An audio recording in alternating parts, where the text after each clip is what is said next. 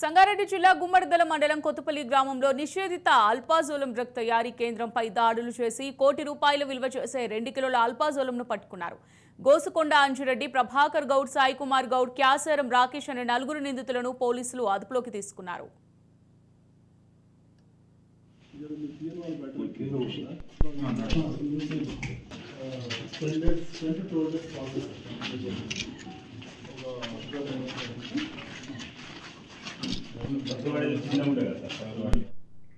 ఇక ఈ 4 కలిసి అక్రమ మార్గంలో తొందరగా డబ్బులు సంపాదించాలనే ఆలోచనతో అల్పాజోలం తయారీకి తెగబడ్డారు. కొత్తపల్లి గ్రామంలో వ్యవసాయ భూమిని లీజుకు తీసుకుని కోళ్ల ఫారం నడుపుతూ గుట్టు చప్పుడు కాకుండా అల్పాజోలం తయారు చేస్తున్నారు.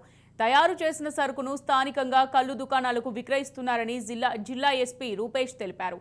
అల్పాజోలం అనే మత్తుమందు మనిషి శరీర భాగాలను మెల్లిమెల్లిగా పనిచేయకుండా చేసి మరణానికి దారితీస్తుందని, ఇలాంటి నిషేధిత మత్తు పదార్థాలు తయారు చేస్తున్న విషయం ఎవరి దృష్టికైనా వచ్చినా తమకు సమాచారం ఇవ్వాలని, సమాచారం ఇచ్చిన వారి పేర్లు గోప్యంగా ఉంచుతామన్నారు జిల్లా ఎస్పీ.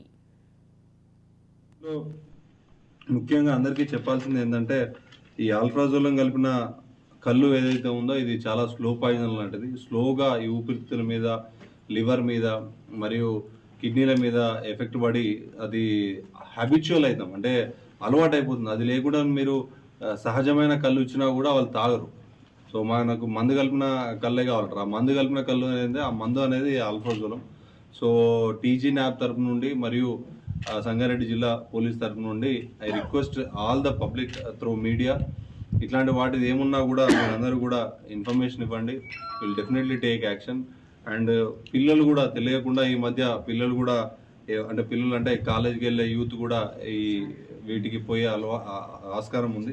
సో వాళ్ళని కూడా మీరు ఇన్ఫార్మ్ చేయండి, మాకు కూడా చెప్పండి.